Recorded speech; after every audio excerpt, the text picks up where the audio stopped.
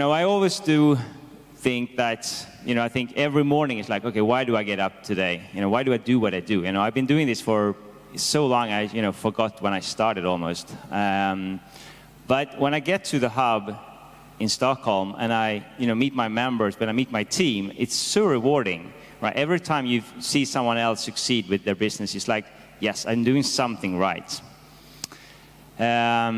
So today we're going to try and, explain to you what Impact Hub is as a global movement. It started in 2005 in Islington by Jonathan Robinson. He saw that there was a lot of people out there, a lot of people with great ideas, but they lacked a place to, connect with each other, to find resources. So we opened the first hub in Islington in 2005. It was a 300 square meter location that was designed and built by the members who would use it, that was otherwise would have sit alone in isolation in their home. From 2005, we have grown into a global network. We are now more than 100 impact hubs around the world. We are located in more than 5 regions. There are many, many hubs in the making as we speak. And we have more than 17,000 members across the world. So what is the impact of our members? Because I think we'll start there. I think this is the most important thing, and this is actually why we're doing what we're doing. That's why we're creating a platform for our members. So this is some of the numbers. We do a global survey each year and to see what is the impact of our members. So I think this is figures from 2015, actually. I don't think we have the figures from 2016 yet, but more than 2,000 startups were founded. Over 5,000 jobs were created. A great increase of revenue of all our members. 2.2 million customers, provided services and products to, and influenced more than 54 million people around the world. So we are curious minds to global social business. And each of our members, this is also sort of a snapshot of our members, where they are in their journey as an entrepreneur. Yeah, so what you can see is we work with entrepreneurs from who are starting their business all the way up to the ones who are scaling their business, so they're expanding internationally. But as you can see, and we're also developing as a network, right? But what you can see is that most of our startups are actually in the startup, the initiation and startup phase, and the running operation phase. So what does that mean? Because there's a lot of definitions out there, and we're not always talking about the same thing. But the way we look at this first, or this phase of startup initiation phase, is that there's an entrepreneur who's maybe together working on a societal challenge with another entrepreneur here. She's by herself. But there is an idea, and there is an idea of a societal need. So something that needs to be addressed, and something that they can tackle through entrepreneurship. They might have their first customer, they might have a big first partner or a small partner. But there's also a need to fine-tune the business model, or there might be a need to look at different ways of earning their income. So this is what we help them with. And then the phase after, where the operations are up and running, that's when they already start to gather a small team that can help them running these operations. And they're starting to look at bigger investments, maybe. And when I say bigger investment, I'm still talking about below 100K euros, I'm talking. But so this is the phase where we're at, and when we help them to set up this business and further run it. So maybe I just should say as well that, I mean, as we are speaking, if you have questions right away, we are very happy to answer them right now. Maybe it's even easier. So, and if you don't want to, take a question now, write them down on a piece of paper and we'll take them later as well. But you're very, very happy to sort of just shout out, what do you mean by that? And I don't understand, and we'll try to explain. Is that New Zealand winter, I hear? We came from summer. It's a little bit weird to be here in winter.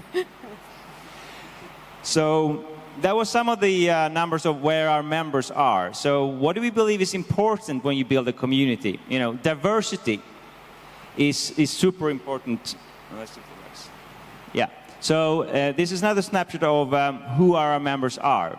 So we have a lot of social entrepreneurs, but not only social entrepreneurs. We also have enabler, campaigner, politician, investors in our community of members. But diversity is not enough, right? When you build a community, you want to give them purpose. And we believe that a measurable positive impact for people and planet is the purpose of our community.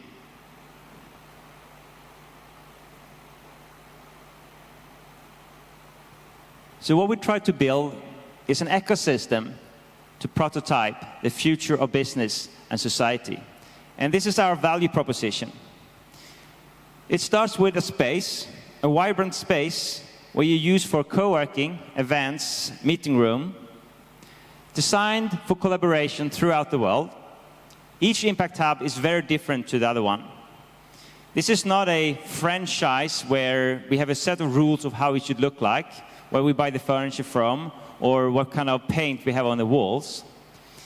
Each Impact Hub looks differently, but it's a place where you can call home, a home away from home. When you step into any Impact Hubs around the world, you will feel that energy, that culture of safety. And every Impact Hub is super inspiring in terms of space as well. And it's very locally driven. So as I said, Impact Hub Islington was built by its members. Most of the time, it's the member who is you know, designing it and building it together. You know, with their bare hands, they might tear down walls and paint the walls, etc. And this also makes the community stronger, because, and it also makes them feeling more ownership of the space. So it really is a place where you feel home away from home. Yeah, and I think what's important, what characterizes all the spaces of the Impact Hub is that it's not, we don't build the space and then bring in the community, right? But it's the community who helps think about, what do you need in a space? What do you need to be able to work well? What do you need to be able to meet the right people and to feel at home, as Jesper says? Yeah, very much. Most of the time when you want to open an Impact Hub, you start with the people. You start with the community and you build around that. And the space actually comes, you know, at the later phase. But back to our value proposition. So space is something that is super important to us.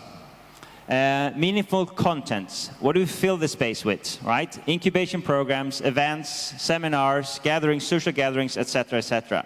So here you can see some of our acceleration program. I'm not sure how familiar you are with the term acceleration program, but basically what it entails is that it's a certain amount of time, and that can be up from 2 months up to a year, that we support a group of entrepreneurs to build their business.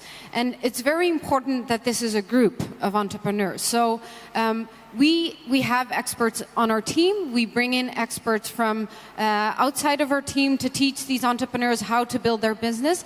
But we also trust that there's a lot of knowledge within that group of entrepreneurs. So they help each other figure out how to do it, right? So here are a couple of examples, and I'll tell you a little bit about the Amsterdam examples, because those I know best because I run them.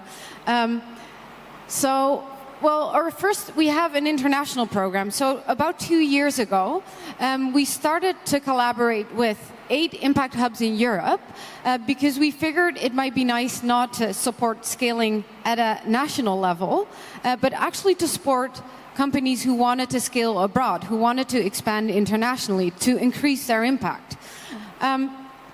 So we set up the international scaling program, and we supported over 100 companies who wanted to scale from Amsterdam to Vienna, from Vienna to Madrid, from Madrid to Greece, to London, all across Europe. And we did this with a multinational team, with a scaling manager in each country. I'm one of them.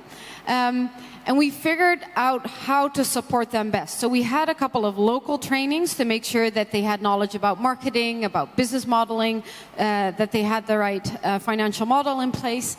But we also connected them with each other. So we had people working in sustainable tourism in the Netherlands talking to someone who was working in sustainable tourism in Stockholm. And they were actually competitors, but we still got them together to learn about, how do you do this? And not only to talk about their business, but what is the potential impact that they can achieve together. So this was the scaling program. Then the logo Amsterdam Impact stands for a program that we're currently running with the city of Amsterdam because, and I think you mentioned it before, that when you're building this ecosystem of social entrepreneurship, it's also important to look at social procurement processes. A lot of the products and goods that are being bought, for example, by a city, aren't being provided by social enterprises. And the city of Amsterdam said, we want to change this. So they wrote into their policy agenda, we co-wrote it, so we tried to influence it a little bit, but they wrote into it that they had to buy a certain amount of products and services from these social entrepreneurs. So that's one thing, right, to write it down in your policy agenda, but then you're not there yet. So they asked us, how can we achieve this? And we set up this acceleration program that's lasting about 8 months in total. We just finished the first 3 months, in which we're supporting 9 entrepreneurs, 9 businesses that are working in health. And this is very broad. This goes from clean air up to providing e-care and healthy lifestyle opportunities. So we've been supporting them for the last 3 months to build their business. So this was very much focused at the part of making sure, again, that they have their finances in place and that they know how to do marketing and communications. They're building their team. But also what we did is we set up workshops with the civil servants of the city of Amsterdam to make sure that they understand what social entrepreneurship is about. So how do you talk to an entrepreneur? How do you talk to a small business owner? And how do you make sure that they understand what you need? Because these cultures, I'm assuming it's similar here in New Zealand, but these cultures of social entrepreneurship and the city, the civil servants, they're very different. So there's a big lack of understanding of how to collaborate. So we've been bringing them in touch with each other. We've done one-on-one introductions so they understand the customer better, the entrepreneur, because the city in the end is going to buy their product, or we hope so. So these are 2 examples that we have of acceleration programs. Yeah, and that's just 2. So in the Impact Hub community, we have like a smorgasbord. You know what smorgasbord is? Yeah? It's a Swedish expression where you can pick and choose from a lot of different things. And it's all, we'll come back to that later, how we come up with all of these different, possibilities for all our entrepreneurs. But this is a quote from the city of Amsterdam about the program that Vicky was just explaining. Yeah, so this is the lady who's responsible for the health accelerator, the social procurement process. So she said, I always enjoy my visits to Impact Hub. I've watched entrepreneurs meet investors, academics meet civil servants, artists meet corporates, and witnessed how a community collaborates and learns. Seeing such activity makes me proud of our city and excited about its future. So this is interesting because this lady, she was very, I don't know how you say this, but she was very reserved about what social entrepreneurship could mean to the city about 3 years ago, and we really had to drag her into our space to make sure that she understood what we were doing. But now she actually works from her space 1 day a week, and she meets all these entrepreneurs, and she got really excited, which helps when you're trying to influence the city agenda. So, content. We need to fill the space with something. So this is just a snapshot of how a week will look like with programs, with seminars, with social events that we have, throughout the year at every Impact Hub around the world. So Vicky was speaking about the scaling program, which was one of the main achievements for us. It ended last year, and it was the first real big collaboration among Impact Hubs around the world. And we'll show you a short video to explain it even more.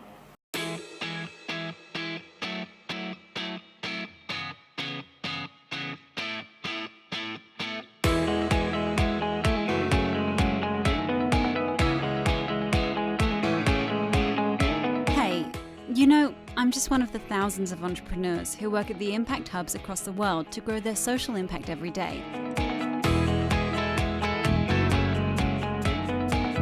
Like many others, I've done well in my city. My business was sustainable and my impact felt by many. So when I wanted to scale my business, I asked myself, how do I do that? Impact Upscaling gave me the answer. I met with a scaling manager who really helped me understand my business's strengths and weaknesses. She helped me identify new suitable markets to travel to other cities and to meet potential partners and investors. I was one of more than 100 social entrepreneurs from 8 different European cities who are being helped in the same way. It's been such a helpful program. It's given me exactly what I needed: useful contacts, guidance and mentorship on how to grow my business, group workshops where I met other social entrepreneurs and shared learning and advice, one-to-one coaching, international legal advice, networking, and access to a really wide range of resources. It went above and beyond my expectations.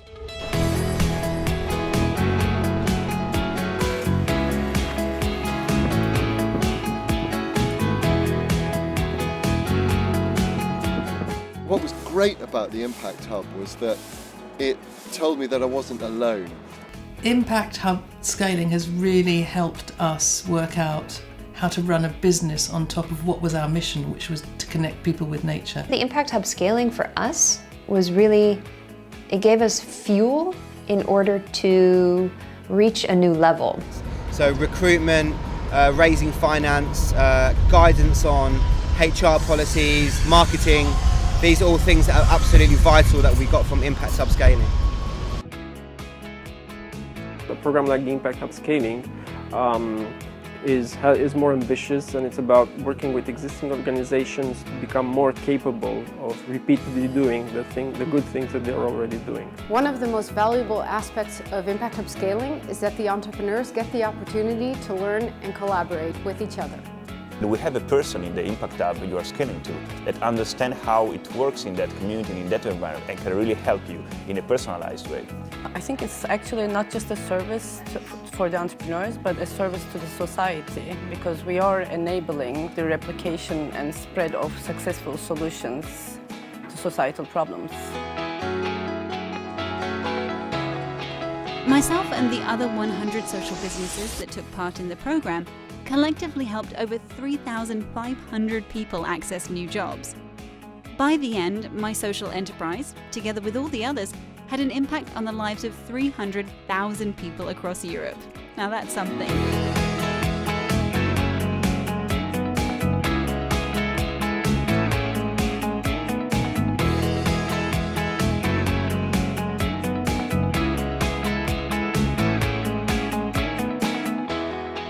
We learnt, we grew, and we changed as entrepreneurs.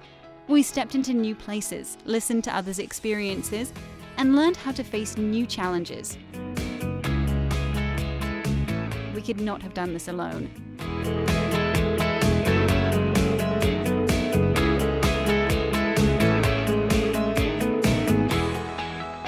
It's been an empowering journey for a social entrepreneur like myself, and a crucial one for someone like me who believes that the world is changing and that social businesses are the drivers of this change. Impact Hub scaling gave me what I needed to raise my personal and professional bar. And I can't wait to embark on a new journey with them again. This time, who knows, I might take on the world. Looking forward to seeing you at Impact Hub Scaling. I think I just realized watching this video again, one of the things that we were most proud of in delivering this program is, and I think you might have seen the number, is the amount of jobs it created. The funders of this program mainly came from the south of Europe.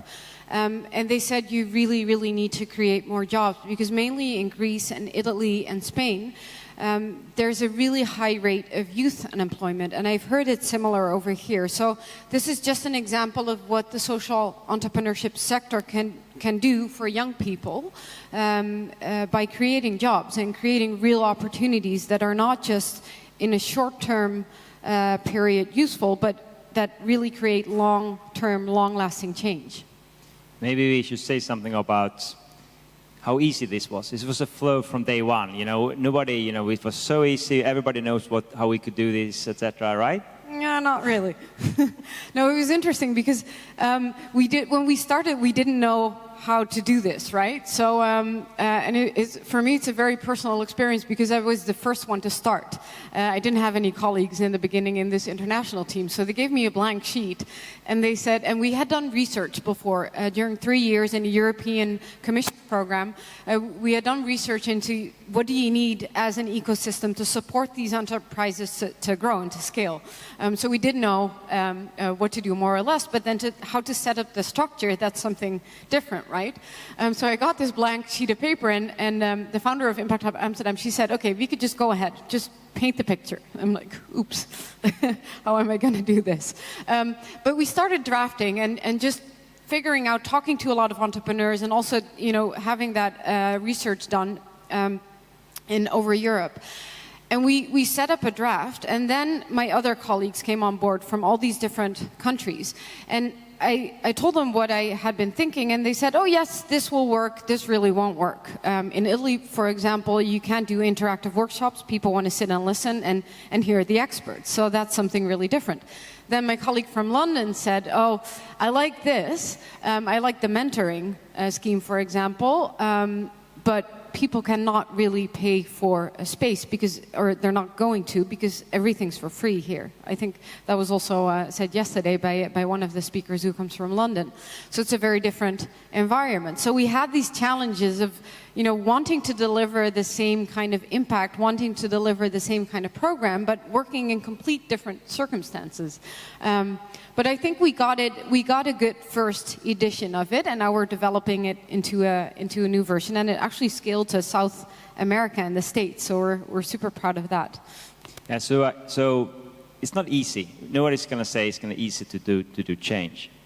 But what we try to do is to cater for all the journeys of where an entrepreneur are. So as you see on the previous slides, we have our members in all sorts of sections or stages of their evolution, and we try to get programs in to cater for all of those. Yeah, so again, there's a lot of it we focus on business modeling, so that's that first phase from intention to idea, and we support them in their startup and running operations phase, and then all the way to scaling. But what's also important to realize is that this is not a linear journey. I don't know if anyone has seen that picture where you see, like, for you this way, linear growth, and then what success actually looks like, and it goes like this all the way from one side to the other. And it really is like that. So we rarely have companies who start in a programs in the starting phase and who go all the way up through all the other programs we have up to the scaling phase. That rarely happens. They come in and out, we see them come and go, and we support them where necessary. And if they have to go back to the beginning and rethink their business model, that's fine, right? We have to get it right in order to make that impact in the end.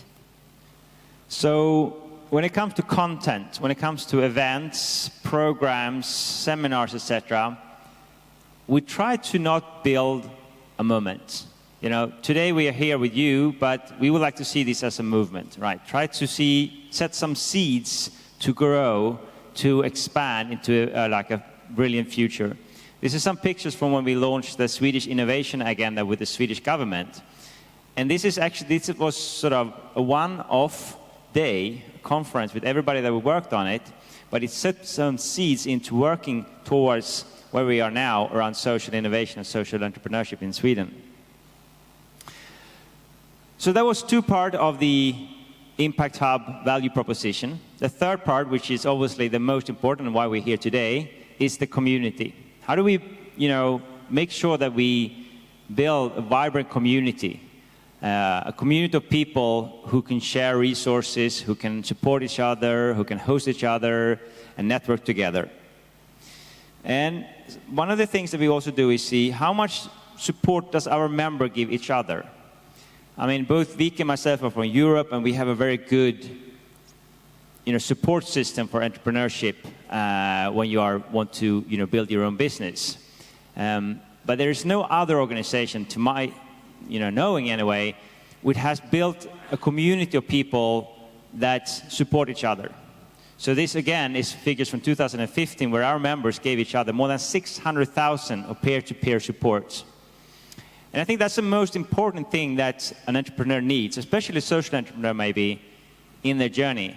I always tell the story about a member that we had, a woman who built a mentorship program for female teenagers. So for a year, she gave teenage girls a female mentor. And she told me that if she hadn't been at the Impact Hub, she would never have succeeded. I mean, she got our support a little bit in, free co-working spaces here and there, access to programs. But what she needed most was that when she didn't get funding, when she thought that I can't do this anymore, this is just too hard, there was always someone there for her. There was always another member who could give her another connection, who could give her a tap on the shoulder and say, "You're doing a great job, continue doing this." And it makes me proud to feel that we built such a system where it's not about us, it's about the community and how they can support each other. Yeah, and I think, in part it's this mental support, right? Because you'll have these moments as an entrepreneur that you think, or an intrapreneur for that matter, that you think, I don't know how to get there. But another example of this peer-to-peer support is the Investment Ready program that we run in Amsterdam. So we run a program for people, for entrepreneurs to get investment somewhere between 200,000 euros up to 2 million. And what they do is, within 4 months, they go through an entire due diligence assessment. But we're not the ones who assess them. They assess each other. So they take the seat of an investor, and they look through their eyes at the other entrepreneur's business. So they're asking each other, so what about your financials? Where's your Excel sheet? Show me your cash flow forecast, for example. Or, I see you're not paying your team members very well. How do you think you're going to keep up with that? And they're very, I don't know if you've ever met any Dutch people, but we tend to be a little bit direct. Which is, it can get really, really intense in these meetings. And sometimes I'm sitting there sweating and thinking, oh my God, how can they say this to each other? But because they're entrepreneurs and they know the feeling of building a business and actually having that dot on their horizon of wanting to make that amount of impact, they accept it from each other also. And they're the best ones really to help them and to provide that feedback. But, don't take our words for it. Listen to our members.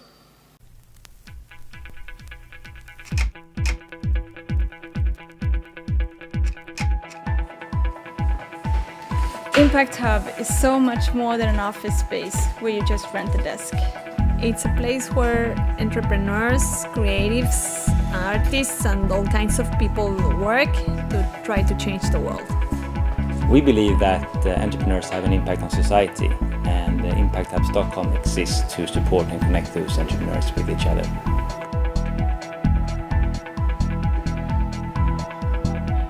What you get at Impact Hub is a great space, a vast network of professionals, and you can connect to all other Impact Hubs and thousands of members across the world.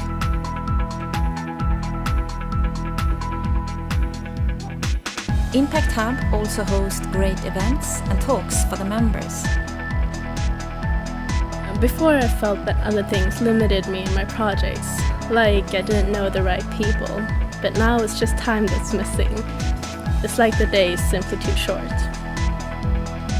So the best part is you can choose just how many hours you want to be here every month, and then you can scale it up and down depending on what you need now.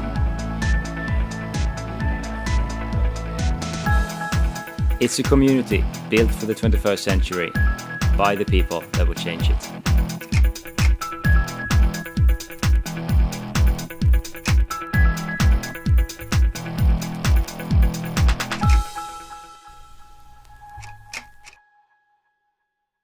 So that was our value proposition. So how are we structured globally then to keep it all together? How do we work as a network? Locally embedded and globally distributed. Each local Impact Hub is owned and operated by a local team with a local enterprise.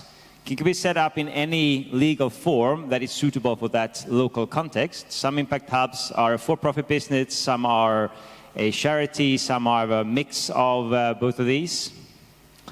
we share the same brand and identity, we share the same values and mission, and we have some key processes to ensure that new impact hubs that come on board are sort of embedded in this system. Like, for example, Vicky is an onboarding coach, so she makes sure that new impact hubs, the team that sort of will come aboard and join the network, will actually be, you know, fully, you know, supported along the way. You want to say something about that? Yes. So maybe, I think we have a picture of them on one of the next slides. Oh, so you want to take the, okay, well, sorry, yeah, I'll do the last bit then. So okay, I'll go on and you talk about the Khartoum later, right? So we own the network together, right? So the Impact Hub is owned by an association, and each Impact Hub has one vote, regardless of how big you are. And all key decision is made in the association. So we vote as a community. We have General Assembly once a year where we meet and we get together and we work on our strategy. And then we have extra General Assemblies almost every quarter where we take decision on certain items that we want to do. And everything is operated by a global company, a non-for-profit company that is owned by the association. So you have a question there. For different locations, the funding model, does each Impact Hub run a different funding model, or is it... How you fund the local Impact Hubs? How do you fund each Impact Hub? Yeah, so if I understand your question right, you want how is each local Impact Hub funded? Yeah, so it's very different as well. It's depending on the local infrastructure and the local needs. Maybe I can give the example of the hub in Amsterdam. Okay, yeah. So we've changed quite a bit. We were founded 8.5 years ago.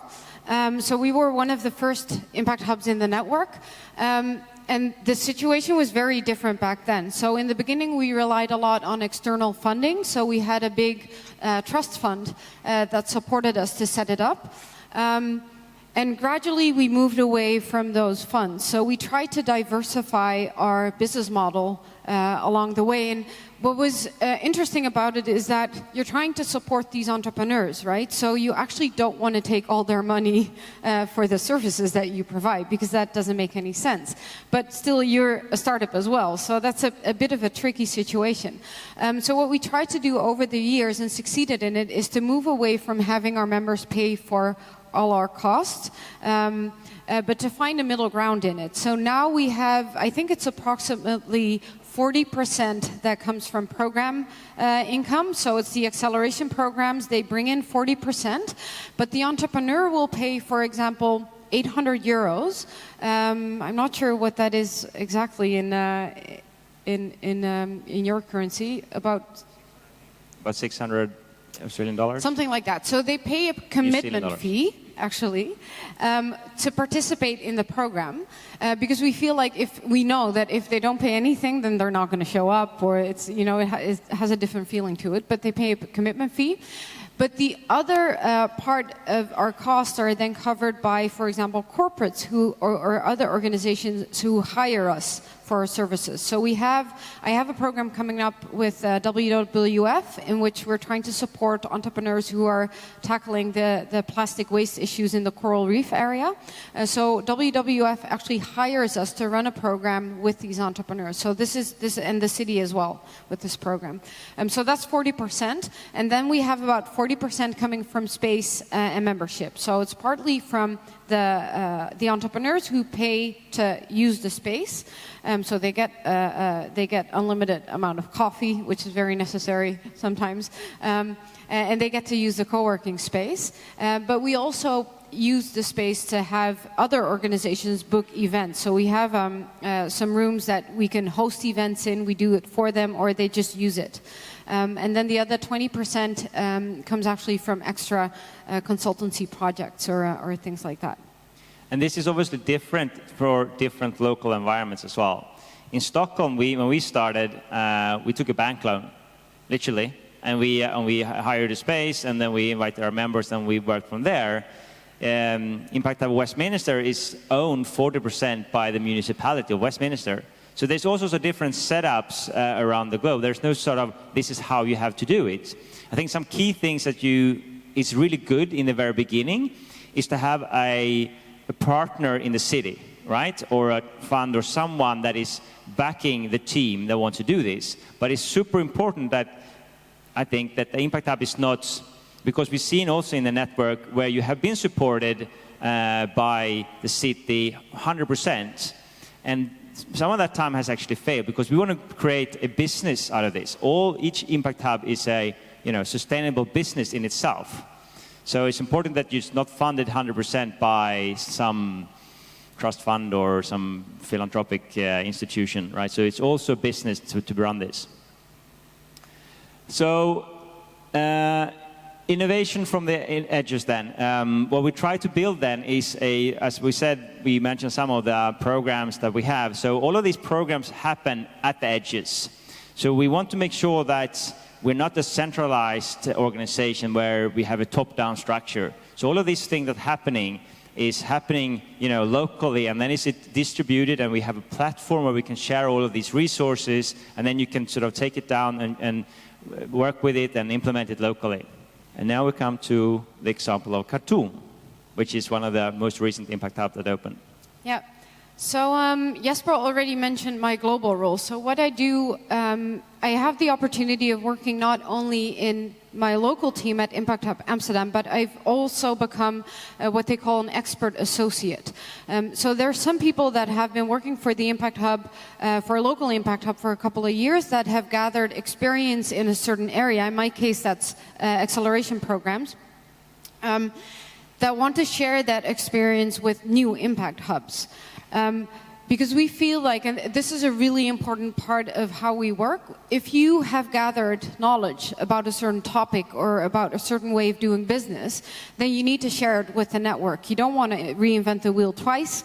I mean, we're up to over 100 Impact Hubs, and it's different locations, different situations, but there's a lot of similarities as well. So I was approached in this role by Impact Hub Khartoum in Sudan. And I actually graduated on the situation in Sudan, so I made a little jump when they called me. But they said, "Hey, we've just been accepted into the network." So they went through the whole 18 months of showing that they had an entrepreneurial community, that there was a need for an Impact Hub over there. And that they could actually run it, that they had a strong team. So they'd been accepted into the network, and they said, okay, and now what? We want to support entrepreneurs to make a viable business, but how do we expand our community? They had about 10 very engaged members that came in and out of their, they didn't have a space actually, but that they kept meeting up with. And they have a space by now, but they said, how do we expand this community? And we want to give them all this content and all these, maybe we want to do trainings or inspire them, but we don't know where to start. So they asked me to come over to Sudan, which is a very tempting invitation. But instead we asked them to come over to Amsterdam. So they had 2 weeks of a deep dive into our business in Amsterdam, so we could show them how we run the Impact Hub. So we took them along into our meetings. They sat as like flies on the wall. They participated in our meetings. They joined some of our events. They acted as a speaker in our one of our events. And they met up with all of our team members and some of our funders, the investors, the entrepreneurs, and all the people that we work closely with to get a better understanding of why the Impact Hub is valuable and why certain support is valuable. So when after having taken that deep dive, and in the meanwhile, of course, I sat down with them and asked them questions. Okay, so what do you think? What do you feel would fit into your local context? Because, to be honest, what works in Amsterdam, it might not work in Sudan. So we picked and choose some of the topics that might be relevant, and the conclusion was that they had to start small. So instead of setting up an acceleration program, that we could actually give it to them, because we've codified it, we've packaged those programs, so we could give it to them and we could support them in implementing them. But instead of doing that right away, we figured, why not start with some small events? You gather some entrepreneurs, you talk about the topics that are important to them, and then you figure out what kind of acceleration programs you could set up, but that will be next year actually. So this is what they're doing right now.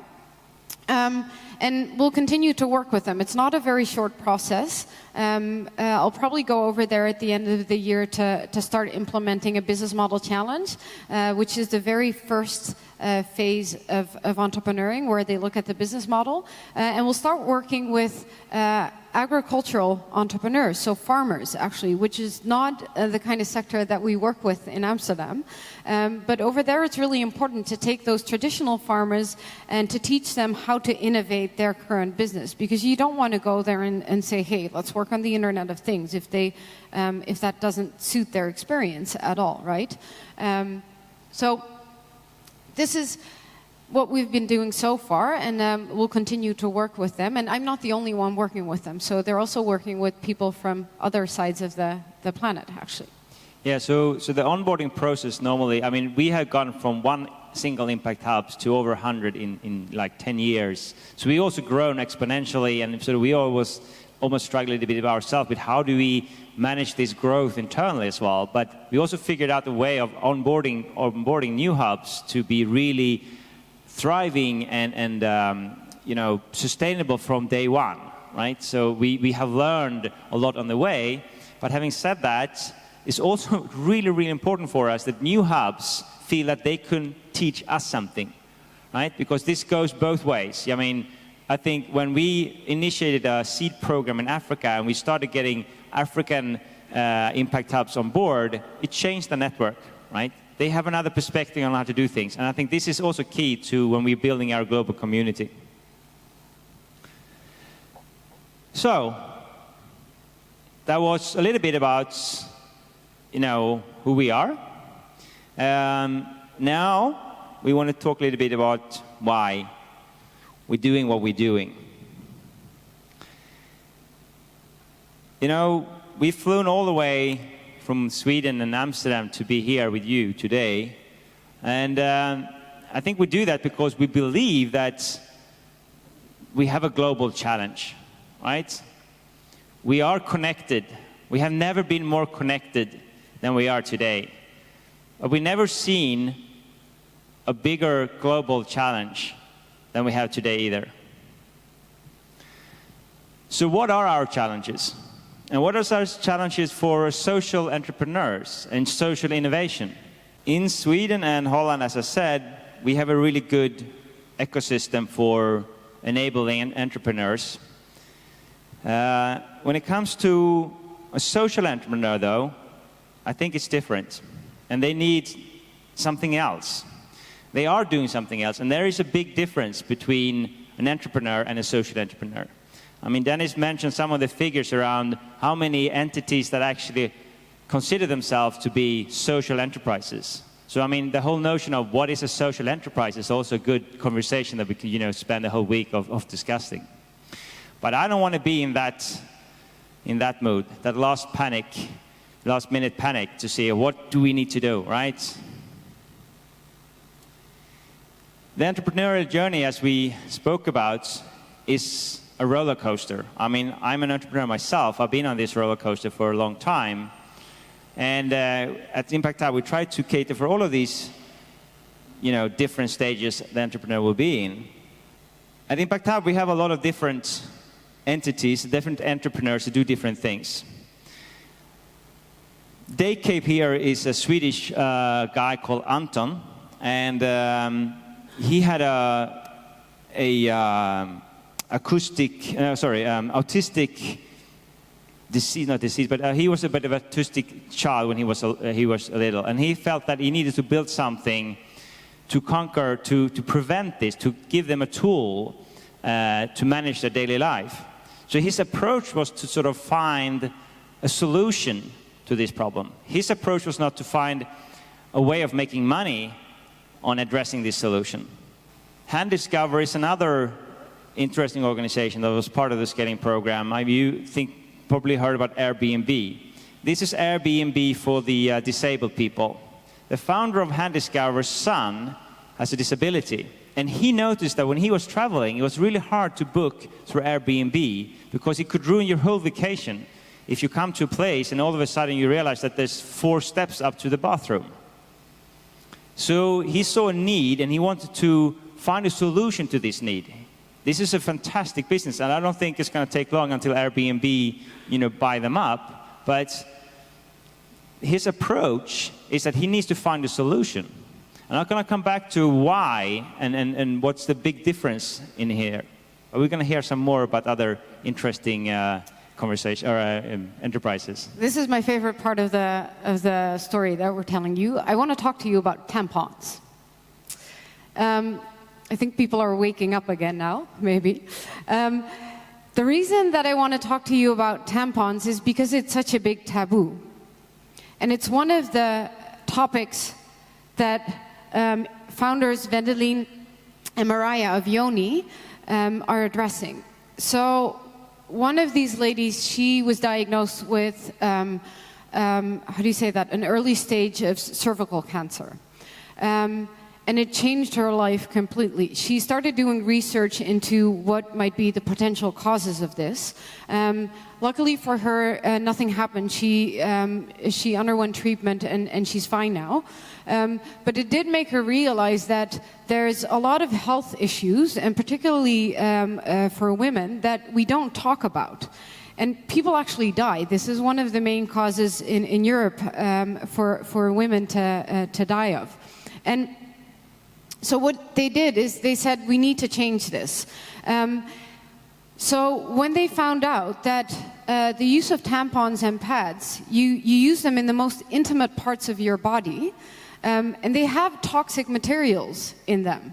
Think about that, toxic materials that you put inside of your body. It's really weird if you think about it. And we've been doing that for a long time, and no one seems to think about it. So they said, we need to change that. So we're going to talk about tampons all over the place. They actually found out that tampons without toxic materials already existed, but they were packaged in, those really bio-friendly packaging that no one really likes, that stay in the nature shop and you feel ashamed when you buy them, so you just walk away like this with it. So they said, we need to change this because we want young girls and women to actually be able to buy a product that they can relate to and that doesn't do damage to their bodies. So here it is. This is Yoni. And it's really interesting to see how they took it from a non-mainstream, very nature-oriented biological store to the biggest supermarket in the Netherlands with 800 outlets. That was the second step. Actually, before that, they took it to the biggest drugstore of the Netherlands. It's now on the shelf on eye height, so to say, next to the biggest brand that exists. So this is quite a big achievement for them. And they were one of the companies participating in the scaling program because they said the Netherlands is so small, we don't want to stay in the Netherlands. None of our entrepreneurs does because they think, that's just the start. But if you want to make a real impact, you need to go abroad. So they want to go to, they're currently looking at Germany, the UK, and China. And France potentially. But she said by participating in the Impact Hub scaling program, we discovered the fundamentals needed to scale up.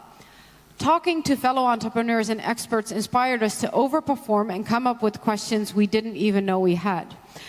So what we did in the scaling program is we made sure that they really, really took a closer look at their business model. So one of the things they changed is that they worked with a regular distributor and they wanted to actually work with an impact distributor. So instead of just having a sustainable product that was better for women's health, they decided we want to have an entirely fair chain. So not just fair trade, health, but an entirely fair chain.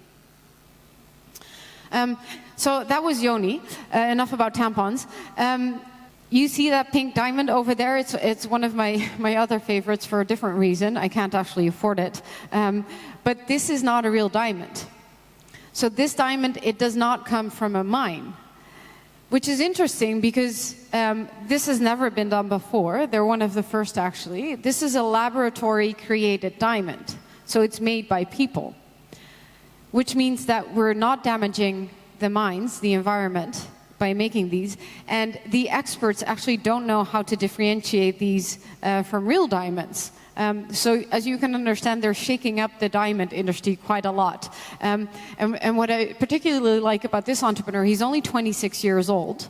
And he's bought shares into the most important European diamond company because he thought, if I want to influence them, then I don't only want to challenge them, but I must own their company as well. So this is big ideas that he has. The diamonds are for girls and tampons. Right, I want to talk about this next time, Ike. So we have a vision. People taking collaborative action for a better world. A couple of months ago, my 11-year-old son came to me when he was going to go sleeping, and he said, "Daddy, I think I'm going to have a nightmare tonight." And I was like, "Why? What are you going to have a nightmare about?" "Oh, I watched this movie." I was like, okay, I thought he watched a horror movie or something with a friend. So what movie have you seen? I've seen Home. And not the Disney version that came out last year, a 3D animated Home version, no. The 2009 movie, you know, about our planet. He saw it at school. And he's like, "Dad, we only have 6 years to find out how we're going to solve this problem." Right? And this is my 11-year-old son having a nightmare about how to solve the issues of our world. You know, and that makes me feel like even more, you know, saying we need to make sure that these happen. Right? So if people are going to take collaborative action for a better world, how are we going to do that? Right? What's needed for us to take collaborative action? Well, obviously, collaboration, right? Says itself. And this is also the key difference between a social entrepreneur and an entrepreneur. Because, as Milton Friedman said, you know, a business is just outside of any community or social issues. So then it's nice to say, well, let's compete about this and be best at what we're doing, right? But when it comes to social entrepreneur, who sees that my business is about finding a solution, finding change, then collaboration is key to enable that. You can't compete around finding a solution to a problem. If you compete around that, that's extremely naive, right? That is actually taking someone's need and someone's tragedy and try to make money out of it. So there's a huge difference of approaches when it comes to social innovation and social entrepreneurship. How do we build collaboration? What is needed to build collaboration? Trust. If you trust someone wholeheartedly, I don't think it's going to be a problem to start collaborating with them. And if you build trust, you know, it's much, much easier to collaborate.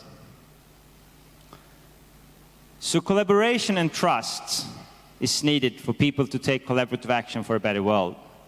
But we have one more thing that is, for me anyway, the most important thing, and probably the hardest one as well.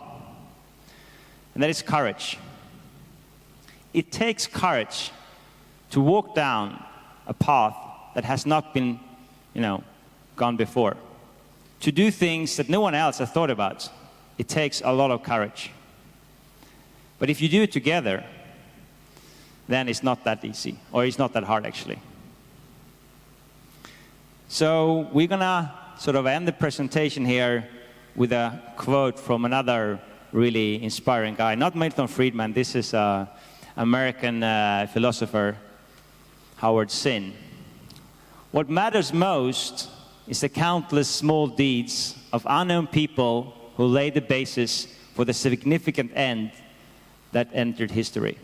So we are a global movement of change makers. We are a platform for this change, where everybody can be that change. And I think what's really important to realize is that we know that you're all change makers. You're people who want to change the world for the better. And the reason that we flew 26 hours to New Zealand is that we really, really want to support you to continue this journey. And I think that starts with realizing that, and again, this sounds a little bit corny, but you're not alone in this. There's so many people around the world that are doing this, and you really need to realize this at a moment that you're thinking, I don't know what to do. I'm running into people who don't want to work along with my ideas or who don't get how to innovate. Think about all these people who work at the Impact Hub, all these 1,100 colleagues of ours, but also the almost 20,000 entrepreneurs around the world who are doing this. Yeah, I mean, this is a picture from our last gathering in Berlin, where we had 150 makers coming together. And I mean, it's so easy for me, if I have a challenge, to pick up my phone and call, you know, São Paulo or Dubai or anywhere in the world that I know a maker of. You know, when we created that connection between us. And I want to make a connection to New Zealand as well. I've been here now for 2 days, and I heard all of these people speaking about, well, we are, you know, all the way on the other side of the world. We are, we are a bit of a lonely here. So when I told my kids that I was going to travel to New Zealand, my 9-year-old daughter said, I want to come. And I was like, yeah, maybe next time. But then she said, okay, so how about I write a letter to someone in New Zealand, right? So she wrote a letter here, and she asked, Daddy, can you give this to so I can have a pen friend in New Zealand? So my 9-year-old daughter, who loves football and is super active, is looking for a pen friend, a girl or a boy, doesn't matter, around the age of 9. So I'm going to have this letter, I don't know, shall I put it on the table there? And that will start the connection between New Zealand and Sweden in a way, with the people that is actually going to change this world, which is the next generation. Thank you very much for your attention. Thank you.